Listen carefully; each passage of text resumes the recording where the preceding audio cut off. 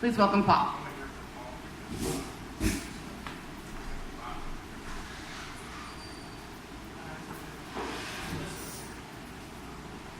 Alright, I'm going to talk about public masturbation for a second. What? Masturbating in public or restrooms. I had a friend who got caught masturbating behind a white hen pantry. And he was a chronic masturbator. He claimed he was peeing, but the actual fact is, I know for a fact that on his 17th birthday, he jerked off in study hall because he bragged about it to me. Because he got away with it. He finally got caught masturbating behind a white hen pantry. He used to work at a Baskin Robbins. He walked across the street, jacked off by a dumpster. Some girls spotted him, and then he was like, I was just peeing. And then he told us that he was peeing, but we knew him. And around that same time, there were a lot of manufacturing jobs in the United States. So this poem is about that, in a sense. And it's called Clinton Acquitted in a Landslide. Back then, they were handing out 12-hour shifts like responsible teenagers, doling out condoms at parties, filing in like a loosely gathered snake, past the green dumpster, glazed with rainwater, beside the supervisor in white, quietly clucking. I can make out her red tongue blazing. Hot machines were made for fucking.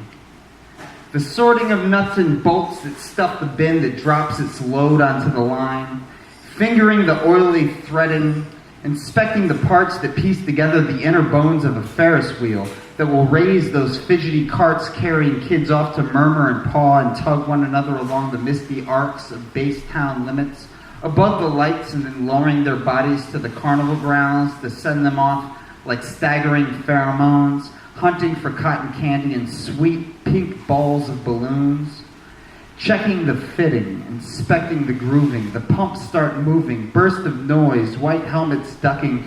These machines were made for fucking. Compression, steam, and rhythm, the sorting of nuts and bolts, thoughts of sticky tip drills as I surreptitiously suck down hypnotics, meaning pills that drive my flesh nerves to shiver at the touch of anything warm.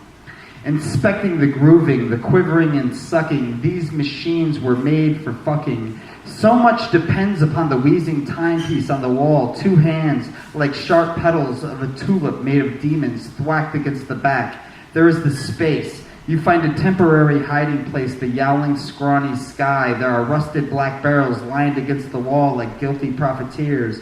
Swamp Thing is rising from the rust water in the process of crumbling, cradling the bikini girl. Her name is April or May because it's sopping wet with spring outside. She looks half lulled, lapping up lavender ice cream from a sugar cone. The fondling of nuts, the fingering of bolts, the steam, the rhythm, the pumping. These machines were made for fucking.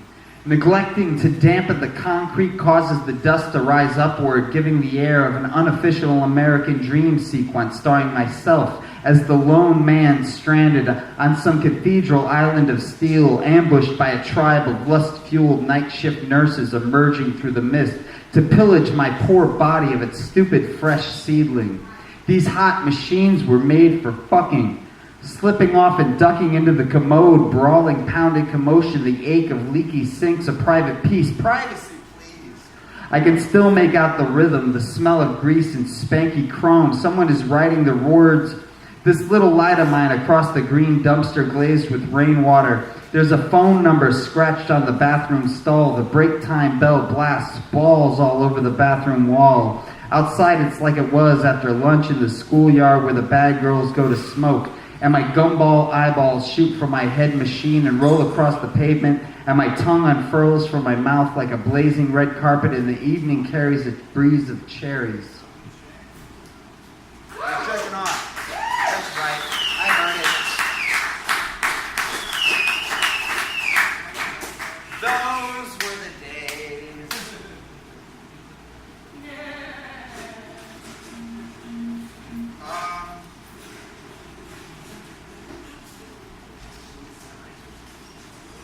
Does anyone know what crack smells like? Yes. It smells like 9/11. Thank you. Smells like 9. I am known as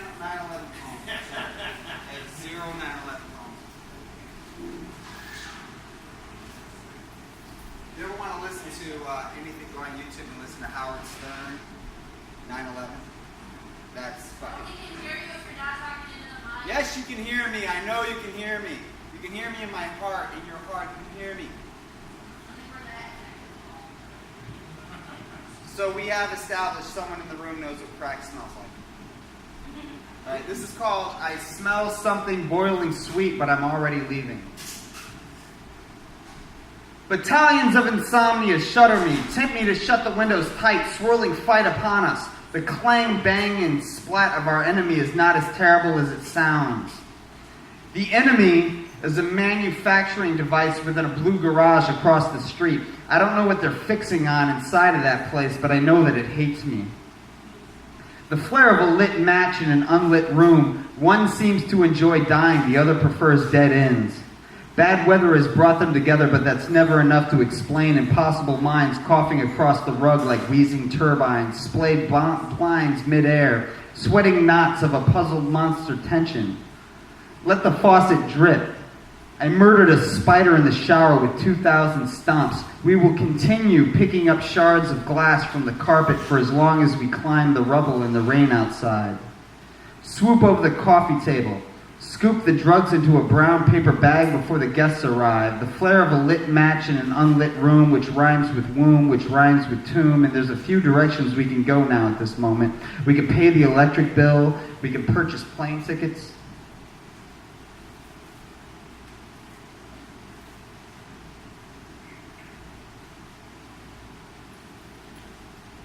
This is called National AM. There's a caller from Kansas. Are you there, caller? There's a caller from Kansas who's apprehensive about men marrying men. He's worried that soon society will begin to accept gay people and gay lawyers and then gay judges. And if gay men become judges, then they'll start locking up all of our women because gay men want to be women and they want to replace them. And why wouldn't they do that? And I would laugh. I would laugh all over it. I would laugh all over hate on the radio, deep into the AM dial as I drove through mountains throughout the night, wherever the signal was a wilderness of belching ham fuzz tone. And the only voices that could crack through were those crack disasters that sounded like they were choking on something, ranting like they caught some sort of guilt complex in reverse, like they had that thing that's within all of us maybe. Never questioned or solved, but instead broadcasted and stirred and sent swirling upward and outward through the national language. I used to laugh at hate on the radio. Now I stare at it breathing in front of me like a lung floating in the air. If you look at an x-ray of a lung long enough, you'll see something born shimmering and left tarnished with time and pollution. There are armies of human disasters sheltered by broadcast and controlled by wires. An army of the meek that will pull their insides out in order to refuse the earth. There are potholes of fuzz tone that mingle liquid with the pulse of our better angels, willing to catch a better angel mid-flight through the back of the teeth. I used to laugh at hate. Sometimes I just stare at it.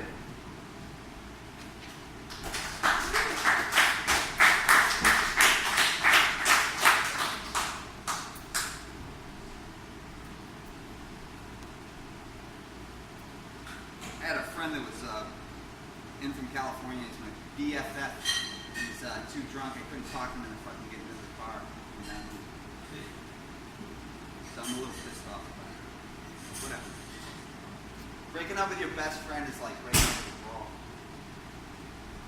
Except you don't get laid. Alright. Now, anybody ever seen the show 2.5 Men? Yeah. What's it about? That fucking show stole a joke from me. I'll explain. I fucking used to write for a paper in New Haven, Connecticut, and there's a lot of visitors that come from New Haven, Connecticut. Some are political, some are showbiz guys. There's a fucking penis joke that I fucking wrote in a column. I'm gonna read the column to you. It's not that good. Alright, this was like fucking like 7 years ago. Alright, I'm not bragging. I got $75 for it. There's a cock joke in it. I will explain the joke afterwards. They fucking stole it. I saw it on TV last week. That's why I fucking got this. Alright. Grinding on, sexless nights. It seems lately even breathing feels like a full-time job. That's grinding on, then at last a break. Flirting with anything that owned two tits and a smile. That yellow-haired bartender, so fine, I found myself flirting with everyone except her. Why can't I be shy? Why can't I be seduced? She insisted I stick around while she cleaned up, pulling cheap champagne from the freezer. Conversation, compliments, bouncing back and forth, glazing my shoulder to emphasize a point, gliding the cherry blade tip of her finger along my forearm. And I want to fuck her so bad because I'm haunted by all those classic fucks that could have been. The pink-haired cashier at that faux punk boutique at the mall. I took her out for ice cream. I took her home. I slit up her shirt and then stopped short because I, wanted to take it slow. Never again. And the bartender's talking, not a single word retained. All my brain would hear is not now, not now, not now, not now. And our mouths suddenly slammed together, tongues wrestling. It was a bar furnished like a coffee house. Used furniture, marred coffee tables. We squirmed against one another all over that couch, chomping on her neck, hand between her legs. Why don't we fuck behind the bar? Fuck? Make love? I think the word sex will do, and no, we can't, not here. I was wondering why she was whispering. Well, why not here? Ignoring the storefront window, leaving us vulnerable to the late-night sidewalk shuffle, or that dark-skinned college girl passing through Chicago en route to Portland. Sex was implied, but she passed out that night, and the following morning she stood in my kitchen, hands behind her back, smirking, as if any second I'd whip it out, but I choked. Never again. She unzipped me, took hold of my Richard Roundtree, and led me to the little girl's room to pound away on the toilet, but it stunk like 53 rotten eggs. And there's also the night that boyish-looking sweetness let me take her to my dorm, and as she passed out, she mumbled, "You can fuck me if you want, but I didn't." Back to the storefront sofa. Forget the Rasta rolling by. She was an Olympian beneath her threads, breasts like a kid's. Her swamp turned into a pink blonde hurricane, aimed for the crab cake sloop. Then I heard, "Mommy!" Turned around and it was a 5-year-old girl. "What's that man doing to you?"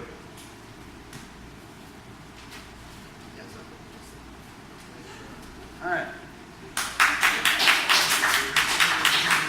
All right, the point of the joke is, the euphemism, it's a euphemism for a penis. And the joke is, she grabbed me by my Richard Roundtree. Now, Richard Roundtree was the star of Shaft. That makes it a 3-tier penis euphemism. That has never been done before, which means Richard, dick, Roundtree, self-explanatory, Shaft, hello. Right? And that was in 2.5 Men. That can't be a fucking coincidence. That fucking joke is stolen. What?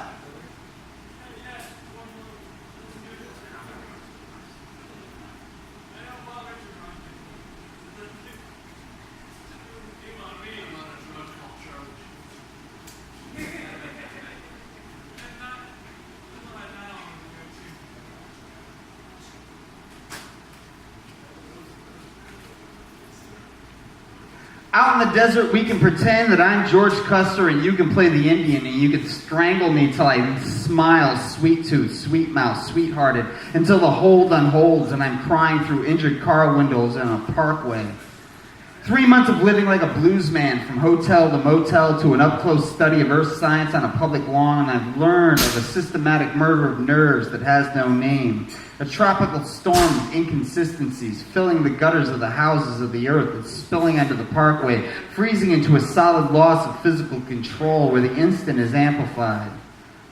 The desk clerk is speaking in crossword puzzles, and all I can do is scream for a telephone as wild, anxious monkeys of interbulating seconds multiply like a laser on an atom, slowing its pulse down to a brief calm that owns the day as you pump the brakes and the machine continues forward past the panic and the hectic assault of ambition and safety bartered for a clean snapshot of a desert crackling with lakes of phosphine. Time stretched into a vacant palace. I've been known to succumb for a minute and scream at inanimate objects who are in on it. Ease this murder, the cookie that crumbles the camel's back, the doctor taps. That's your skull, he yells. What's your name? Do you remember anything? And I recall every detail of our civil unrest, the supple hands around my neck, the vice of your thighs, your head was a vase. And now your husband is over by the jukebox and he really seems like he has his shit together, but you smirked when I said, strangle me till I smile, sweetie. I'm about as happy as a dead clown. And you reminded me of that kiss in Rear Window when Grace Kelly leans down toward Jimmy Stewart like some cool alien guru of soft focus, frames per minute slowed into a placid desert of movement. And you were right, there's also that.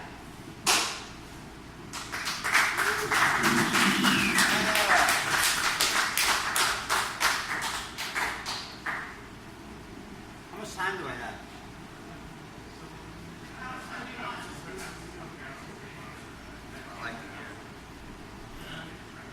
All right.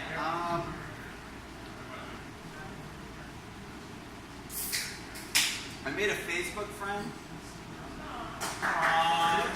Oh yeah, there's that. Yeah. Okay. So then I sold the book to her,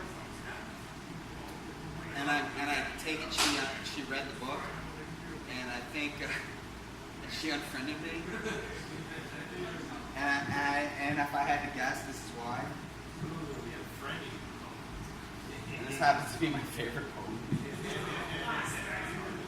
I used to work in a nursing home, by the way. I also had, everybody has a damaged girl in their past, you know? Rich knows what I'm talking about. Say that again, you're jacking off in a nursing home, is that right? No, I never jacked off.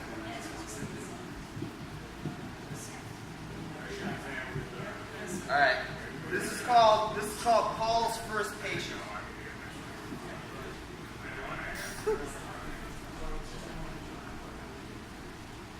And it's in 3 parts.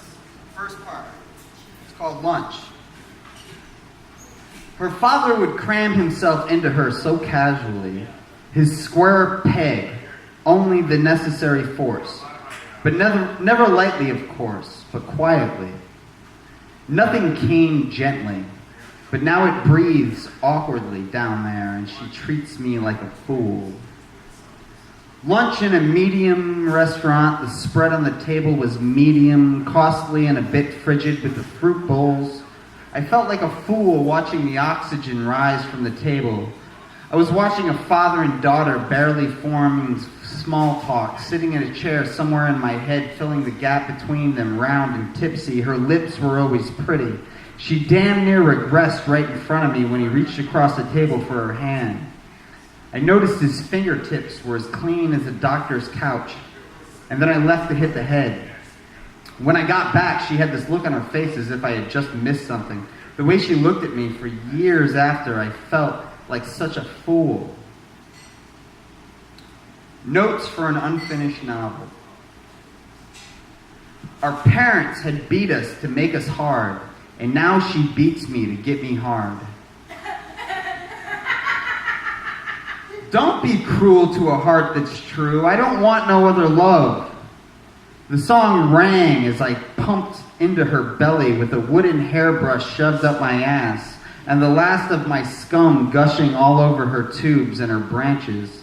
She claimed her womb was dead, but that may have just been a metaphor for something inside of her that she couldn't find the words to explain. I loved her when she was kind. And I loved her even more when she was cheating. And I loved her when she bit me on the shoulder hard and I flooded her palace with a shudder. And a song rang true went, treat me like a fool, treat me mean and cruel, but don't leave me. Paul's First Patient. Her face was from an 80s horror film, gaunt with big teeth. Her body had been dried down to a thin white pretzel of contracture.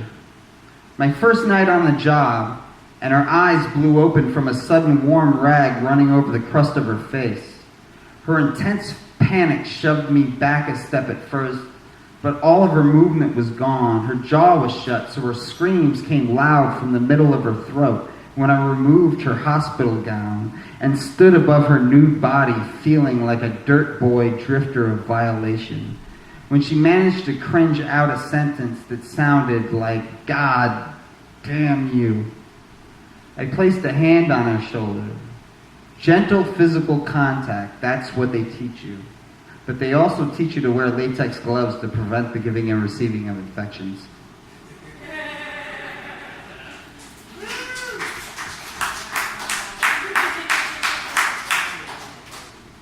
I think the scum gushing in was what she's like, I don't want to be friends with you. That couldn't have been it. Speaking of which, this is called St. Bernadettes, and it's published by the lovely folks at Waiting for the Bus. I had a tent job with some fucking cheesy roofer that looked like Will Ferrell's parody of, forget it. Some fucking freak. Alright, in a members-only jacket. It's called St. Bernadettes. You lie in bed smoking one cigarette after another, waiting for something to arrive. You do this for years. You lean the ladder against the white gutter that lines the roof of St. Bernadette's Church, watching another man climb. You watch the kids playing dodgeball through the window of the gymnasium. You pull the ladder down and struggle through the shrubbery and the wet autumn grass. You've seen women cry with joy and cry with crazy. Eyes like spindles, everything's new age nervous. You find some delight in coin trick conversations with the children of ex-girlfriends, laugh at the older men who attempt to adopt you over coffee, because this is the last line for fathers and sons, and the family farm gone sick with the slow train of weather. The wheat is sick with robbery. You lie in bed smoking one cigarette after another, waiting for something to arrive. You do this for years, and what arrives is dawn and work. You raise yourself up, and you earn enough for one.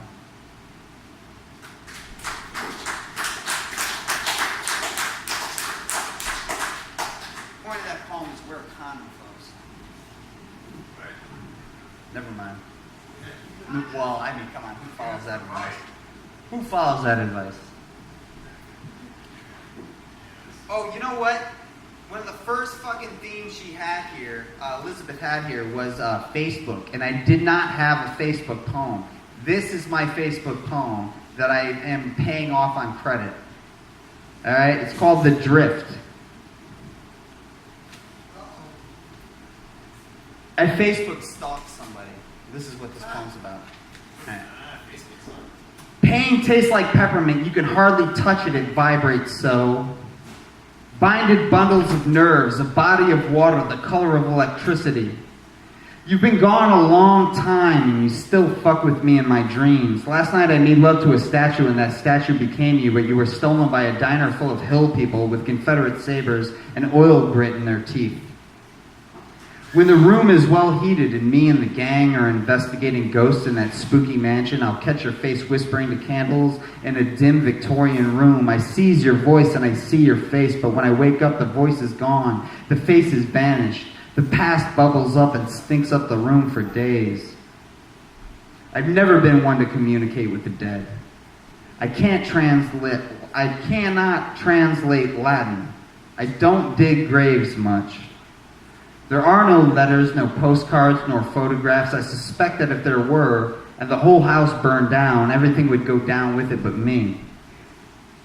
So why can't I explain that dream where I'm strolling by your house with its yellow eyes, and I can never seem to pass it completely? It just keeps bouncing back like the jitter of a guitar string, or a record skipping, Blue Christmas, Blue Christmas. Or that song that goes, hey, you, get out of my car. Get out of my mind. My ego is like the sun. I expect you to wither away when I'm long gone. I require proof of death. Some found half-faded footage in a forest. Perhaps an image of you with blonde hair living just outside of Minneapolis with a new name, 2 kids, a schlubby husband, and foliage. Interests include gardening, canning, sewing. I enjoy being domestic. Favorite movie, Casino, starring Robert De Niro and Sharon Stone.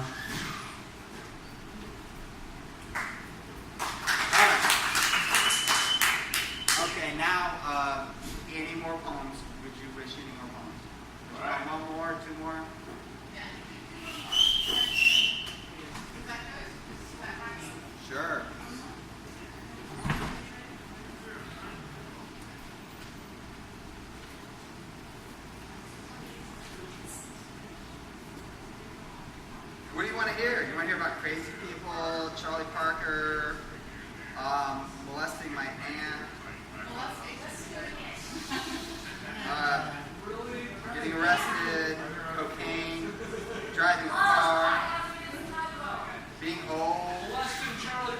No, what'd you say? She bought the book. What?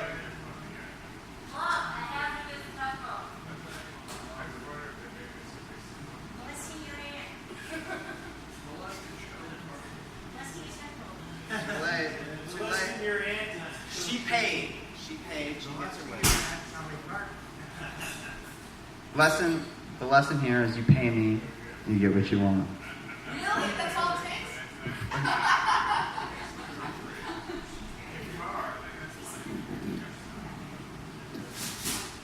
Age of discretion gone haywire. Heading home in the afternoon, outside it's just a sheet of inconsiderate gray. There are glazed girls jogging in the rain, taut white legs, strawberry lips. Spring, the season for crushing. You gotta be careful, someone says to me. These girls are like heroin. They're cozy and comfortable, but if you stick around too long, you'll end up hooked with and broke with a bad liver. Good love is like a tugboat, dragging that bigger thing behind it. The love I lean toward is a fixture in motion, like a framed Mona Lisa steering a bicycle. Powerful arms, drapery dripping upon a new pair of shoes, and always the stoic defender of its own skin. I am always the defender of my own skin, the humming border of an electric chair. Good love is a tugboat. The other kind is an electric chair. The other kind gets pulled from the hat. The other kind, an untouchable fixture in motion like a single frame of film caught on screen. Love, a hazardous tugboat. Lust, you swift resolve. I will happily fall for my own hat tricks if necessary and feel it as a spell, arriving on its own accord, tossing me to the ground, raising the stone with her powerful arms, and all the wheels and clouds stop. Confusion ends with confusion. Soon there will be clarity. That was not love. That was just another case of Stockholm Syndrome. I'm in a room. There's a few pillows, some books, a broken window. Standing beside her bed, pouring whiskey on a set of matching vocal cords, trying to scrub away the nasty things that get said sometimes, and the narrow dwelling of regrets whittled down to the slightest gesture when you want to run back and say, no, this is what I meant. And you do it for a future layered in the what-ifs of the past. Any trauma feels piecemeal compared to a pilgrim cracked up with the mystery of moments married to imagination. And there are no dumb questions. It's the saddest of all the sins to tremble before the parade or to leave the room half preached. That thought craps on everything I see and feel.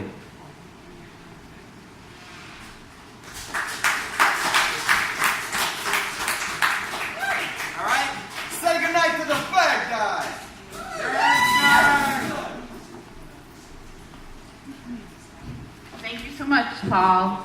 We love you. Buy his book.